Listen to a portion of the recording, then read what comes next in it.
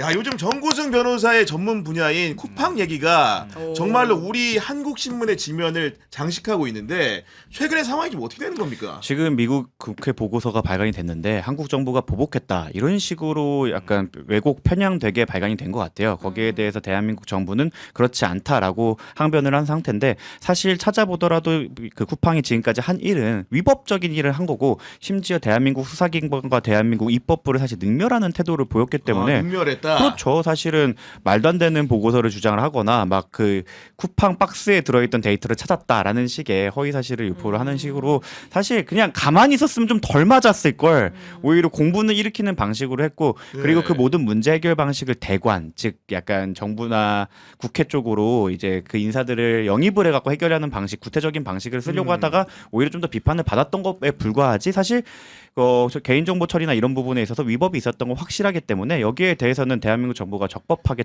처리하고 있다고 생각합니다. 아니 근데 그 우리 많은 국민들이 외신을 접하면서 미국에 있는 연방 하원의 법사위원회 우리로 치면은 국회 법제사법위원회에서 보고서를 내고 쿠팡 사태와 관련해 가지고 마치 한국 정부가 쿠팡을 차별적으로 대우하는 것처럼 이렇게 내다 보니까 이게 진위 관계를 헷갈려하는 분들도 좀 생겨요. 어떻게 해야 되는 겁니까? 정말 쿠팡의 로비의 승인인 거죠. 근데 이 부분에 대해서 우리도 여지를 주지 않기 위해서 해야 될 점은 뭐냐면 사실 쿠팡 이후에도 개인정보 유출 사건이 적진 않았습니다.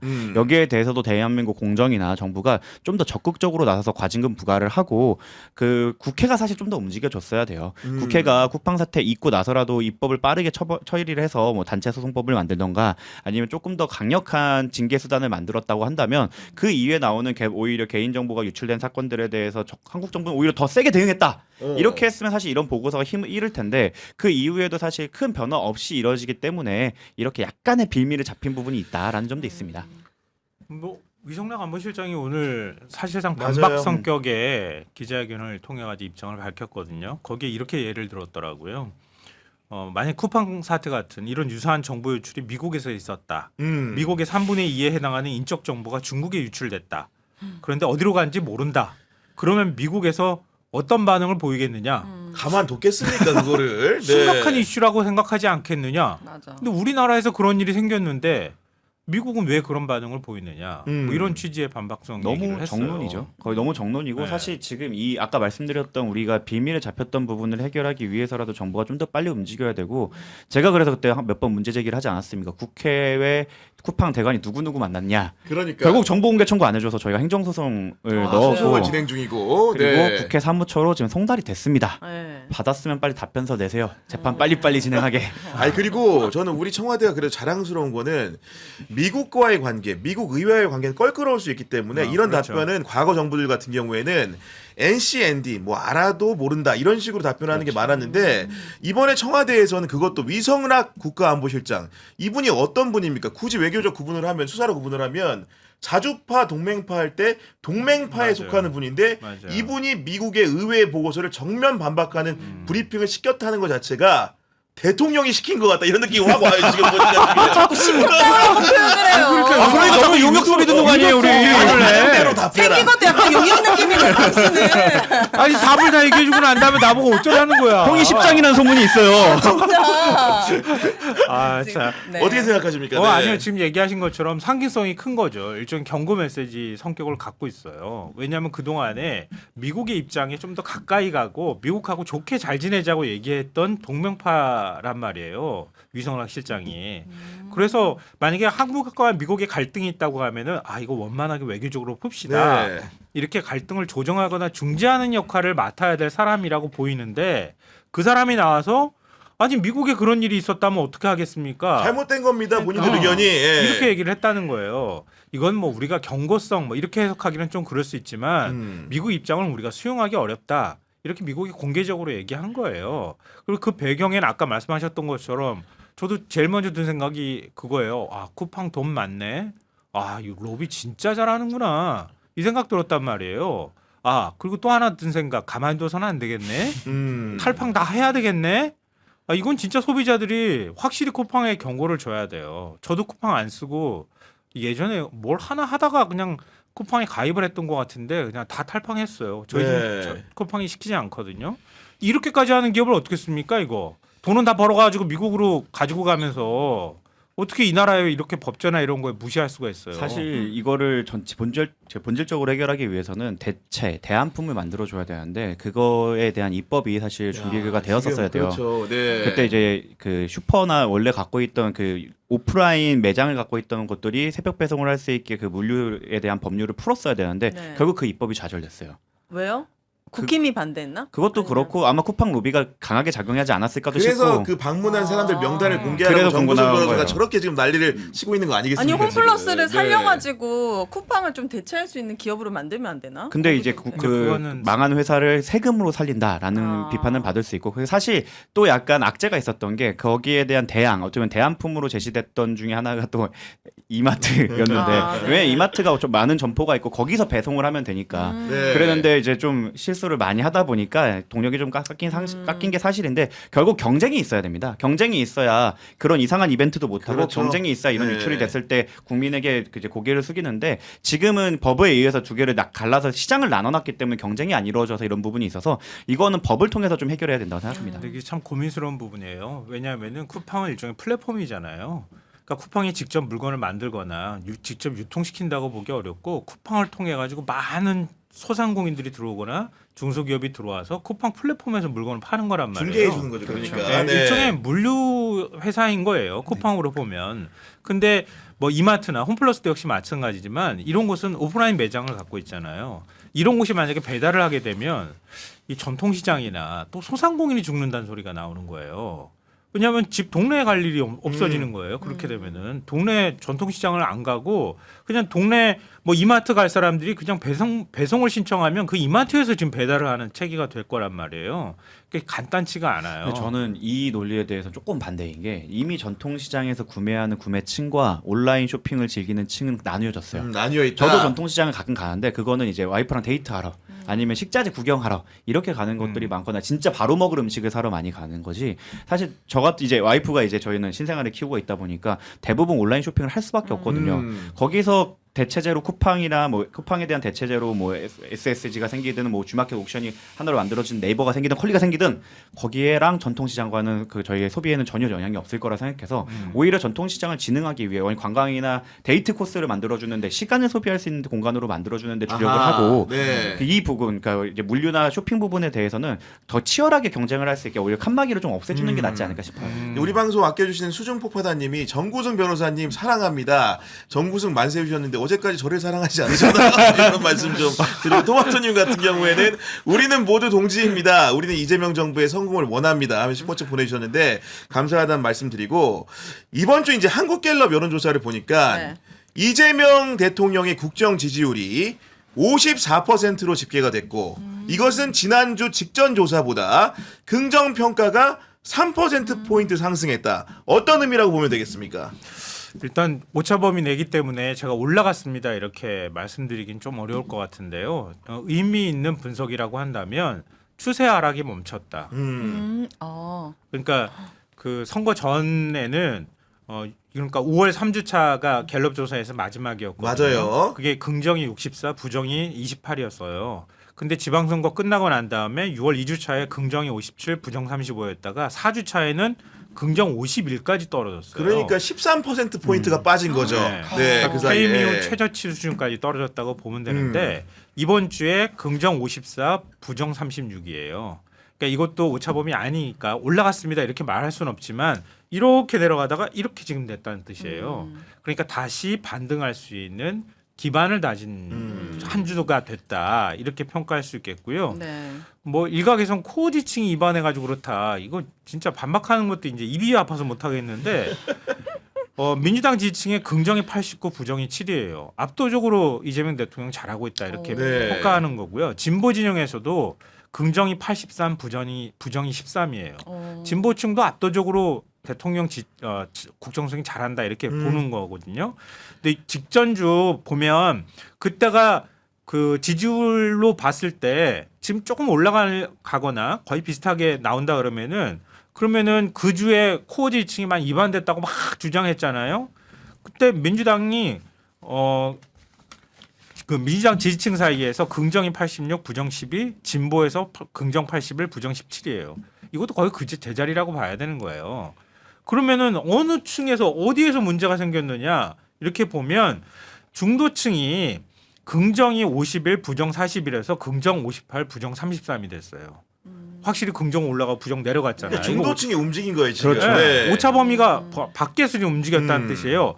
20대가 긍정이 36, 부정 48에서 긍정 41, 부정 42가 됐어요. 20대가 올라왔네요, 긍정이. 네. 30대가 긍정 47, 부정 44, 여기에서 긍정 48, 부정 36으로 부정은 20, 30대 모두 이렇게 떨어졌고 떨어지고. 긍정은 이렇게 올라가는 추세를 보였다. 네.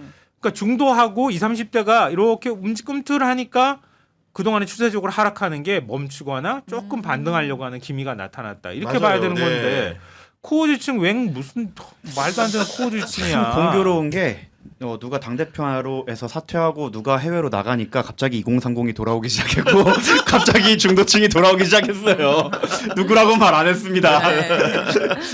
아니, 그런 상황이고 결국은 이제 이번 주에 과연 정부가 추진했던 사업들 중에서 어떤 이벤트가 있었기 때문에 이런 반등 효과가 나온 것인지 궁금해하실 텐데 당연히 무엇보다도 지난달 29일 쉽게 얘기해서 월요일에 했었던 청와대 국민보고회에서 발표한 그 3대 메가 프로젝트 이것이 20, 30대와 중도층의 지지를 움직이게 한 거 아니겠습니까? 그러니까 20, 30대가 바라는 국가상은 미래가 있는 국가인 것 같아요. 그러니까 당장 계속 부정적으로 바라봤던 건 이대로 가다가는 우리가 뭐 생존을 할 수 있을까에 대한 고민이었는데 지금까지 정치권에서는 처음으로 미래 계획 그리고 미래 실제 투자 계획이 나온 거예요. 그리고 이번 투자 계획은 뭐 단순히 이거 좀 열심히 해볼게요 정도가 아니라 구군을 건 저는 사실상 예전에 박정희 전 대통령이 했던 경제개발 5개년을 뛰어넘는 진짜 100년, 200년을 바라볼 수 있는 대규모 투자라고 생각하고 대규모 비전 제시라고 생각하는데 이런 게 있는 이런 걸 바라본 2030은 저렇게 되면은 서울의 집값이 떨어질 것 같고 왜냐면 사람들이 이제 지방으로 많이 이전할 것 같으니까 그리고 양질의 일자리도 더 생길 것 같고 그렇죠. 또 모든 문제가 해결될 것 같은 그런 희망을 갖게 되는 그런 아젠다를 제시했다고 보기 때문에 그래서 조금 더 긍정적으로 바라본 게 아닌가 싶어요. 그리고 오윤혜 씨가 늘상 강조했던 게 뭔가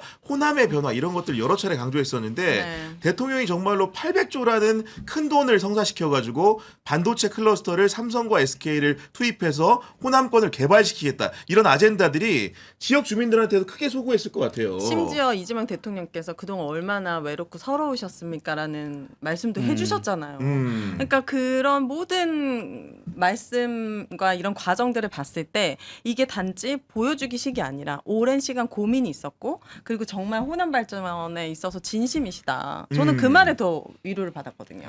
그러니까 이제 대통령의 직무수행 긍정평가 이유 1위로도 경제 민생이 외교를 제치고 가장 높이 올라간 거고 그러니까 응답자의 긍정평가는 응답자 24%가 경제 민생 때문에 나는 이재명 정부에 대해서 긍정적으로 평가합니다. 이런 답을 내린 거 아니겠습니까? 네, 일단 한국갤럽은 주관식 조사기 때문에 긍정평가나 부정평가 이유가 굉장히 많아요. 그러니까 다른 조사하고 좀 달리 조사된다는 걸 먼저 말씀드리고요. 그러니까 말씀하셨던 것처럼 경제 민생이 24%, 그러니까 경제 민생의 그 긍정평가율이 지난주보다 한 9% 정도 9%포인트 정도 올라갔어요. 확실히 뭔가 움직인 게 보이잖아요. 이거하고 연결돼서 우리가 볼 수 있는 게 지역균형 발전이 이게 3%가 들어가 있어요.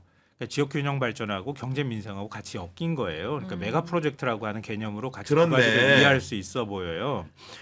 그리고 추진력, 실행력, 속도감 뭐 이런 것들이 다 거기하고 연관돼 있는 긍정평가라고 보니까 긍정평가가 올라간 데는 3대 메가 프로젝트 발표한 게 상당히 영향을 미쳤다 이렇게 네. 볼 수 있는데요. 다만 부정적으로 평가하는 거에서 부정평가를 한 사람이 20대에서는 세부적으로 어떤 거를 평가했는지가 없어서 제가 알 수는 없는데 보수층이나 만약에 부정평가를 20대나 이런 층이 많이 했다고 하면 왜 부정적으로 보는지가 부정평가 답변에 들어있는 것 같아서 이게 굉장히 흥미롭거나 또 분석해볼 여지가 있다고 보는데요. 경제민생 고환율이 16이 나왔어요. 제일 부정평가 사유 중에 제일 높았고요. 부동산 정책이 그 다음. 이게 이번에 따로 부동산 정책에 대한 조사를 했는데 2030이 부동산 정책에서 상당히 박하게 평가를 하고 있어요. 네. 그러니까 그게 부정평가가 2030이 높은 한 원인이다. 이 얘기를 더불어서 드리고요. 네. 그 다음에 독단. 이게 보수 쪽에서 캠페인하는 거예요. 이거 팔 비틀었다는 얘기. 그러니까 이재명 독재다. 이런 식의 캐치프레이즈 가져 나온 거잖아 지금. 네. 네. 그리고 부정평가에 지역 간 균형 문제가 올라가 있어요. 이 영남의 차별 문제, 영남한테 투자 안 하고 호남에 투자했다고 하는 인식이 여기에 배어 있는 거예요. 그리고 지나친 간섭, 사소한 일에 개입이 한 2%가 들어가 있어요. 야. 안 좋게 보려면 다 안 좋게 보이는 아, 거야. 물론 그렇게 네. 하는데 만약에 20, 30대가 이런 부분에 대해서 어떻게 인식하고 있는가, 대통령이 업무 수행하는데 어떤 지시나 이런 것들에 대해서 뭐 예를 들면 너무 한쪽에서는 시원하다고 느끼겠지만 다른 한쪽에서는 아 이거 너무 과한데라고 느낄 여지가 있을 수 있다는 거예요. 저는 여기에 대해서는 좀 반대인 게 지금 저도 이제 제가 어떻게 보면 대표 변호사이다 보니까 저희 소속 직원들한테는 최대한 디테일한 지시를 주려고 해요. 사실 제가 예전에 일을 하면서 느꼈던 것 중에 가장 스트레스 받았던 게 모호한 지시를 내리면서 책임을 지지 않는 상사가 제일 힘들었거든요. 근데 오히려 이렇게 꼼꼼하게 지시를 내리는 것 자체에 대해서 불평불만이 있다기보다는 저는 여기에 대해서 정민철 이제 최고위원 예비 후보 후보 등록 전이니까 예비 후보 뭐 이렇게 그분의 주장에 좀 동의하는 게 인스타에서는 정말 잘못된 정보가 아직도 막 퍼뜨리고 있어요. 예를 들어 삼성 하이닉스에 대한 성과급을 백지화했다. 이런 가짜 뉴스거나 아니 호남에만 해갖고 이게 차별이 크다. 사실 이번에 진주 뭐 충청 이런 거 많이가 나왔잖아요. 이런 부분에 대해서 약간 우리가 문화적으로 나서 알리는 부분에 있어서 민주당이 2030의 매체나 이런 것들을 너무 등한시한 결과라고 생각을 하지 그 콘텐츠 자체 이재명 대통령이 구체적으로 지시를 하고 지시가 다음 주에 뭐 회의할 때 또 확인하고 이런 거에 대해서 불만이 있다고 보긴 어렵고 오히려 제가 만약에 직원이었거나 이렇다 하면 오히려 저렇게 책임을 그런 져주고 지시를 따르고 싶다. 그렇죠. 오히려, 예. 그리고 심사필벌을 해주잖아요. 네. 너가 서울대를 나왔어, 아니면 너가 그때 학생운동을 했어로 평가해 주는 게 아니라 너 그거 했어 안 했어? 했습니다. 오 잘했네. 이걸 받는 게 사실 이러한 구조를 꿈꾸는 게 2030이라고 저는 생각하기 때문에 이거는 아마 우리가 조금 더 잘 홍보하고 여기에 대해 문화 전쟁에서 조금 더 우위를 가져온다면 충분히 해결될 문제라 생각합니다. 근데 이거는 제가 이거를 말씀드린 게 뭐냐면은 주로 이재명 대통령이 SNS 글 올리는 것 때문에 이런 반응이 무슨 얘기인지는 알겠네. 그러니까 그런 거를 통해 가지고 사소한 일인 것 같은데 사소한데 뭔가 이렇게 칭찬하거나 뭐 사소한 걸 지적하거나 대통령이 직접 그런 거에서 얘기하는 부분에 대해서 보수적 성향을 가지고 있는 사람들은 좀 부정적으로 평가할 여지가 있다. 특히 2030 세대가 만약에 그렇게 생각하고 있다고 하면 한 번쯤 생각해 볼 여지가 있지 않을까 하는 무슨 생각 말씀인지 하나 알겠습니다. 하고요. 네. 네, 또 하나는 이걸 만약에 진보층에서 부정적으로 평가하거나 응답한 사람이 있다고 하면 약간 당무계 입적 성격 문제하고 또 연결되는 측면이 있는 것 같아요. 근데 이걸 너무 심각하게 바라보기가 어려운 게 사소한 뭐 이런 표현들이 들어가 있기 때문에 그건 아니라고 보지만 결국 그것도 SNS 메시지하고 연결이 된단 말이에요. 그러니까 이 대통령이 SNS 메시지나 이런 것들에 대해서 한 번쯤 청와대 참모들이나 이런 사람들이 한번 자세히 들여다볼 필요는 있겠다. 왜냐하면 어떤 반응이 들어가면 그 반응에 대해서 우리가 생각하지 못했던 반응들이 막 나온단 말이에요. 자극이 들어가면 그럴 수 반응이 있어요. 나올 때 네. 그런 것들을 좀 인식이 어떻게 되는지를 한번 꼼꼼히 되짚어볼 필요는 있다고 보여요. 인터넷 휴대폰 정수기 렌탈 의외로 매월 나간 요금으로 부담되시는 분들 참 많으시죠? 3년 이상 계속 사용하고 계시다면 비교원에서 갈아타고 사은품도 챙겨가시기 바랍니다. 인터넷 TV 신규 가입 시 최대 48만 원, 휴대폰 구입 시 최대 50만 원, 정수기 렌탈 시 최대 30만 원, 총 128만 원의 혜택을 만나실 수 있습니다. 네, 여기에 인터넷 가입하신 후에 쓰시던 휴대폰, 알뜰폰 그대로 통신사 변경 시에는 최대 30만 원의 혜택을 받으실 수도 있습니다. 만약 현금 사은품 혜택을 원하지 않을 경우에는 55인치 삼성 TV로 선택해 받을 수 있습니다. 그리고 지원금이 타사보다 적다면 차액의 120%를 보장해드리는 비교원 보장제 실시하고 있습니다. 네, 또 개인정보 보안도 철저해서 지금까지 단 한 건의 보안 사고도 없었으며 8억 원 이상의 보증보험에 가입되어 있는 바로 비교원입니다. 인터넷 TV, 휴대폰 정수기 비교는 비교원에서 하시고요. 전화 상담은 1670-2571 또는 검색창에 비교원을 검색하시고 상담 신청하시기 바랍니다. 네, 여러분들 그 약정이 끝나셨다면 현금 찬스 비교원을 꼭 선택해 주길 바라면서 네.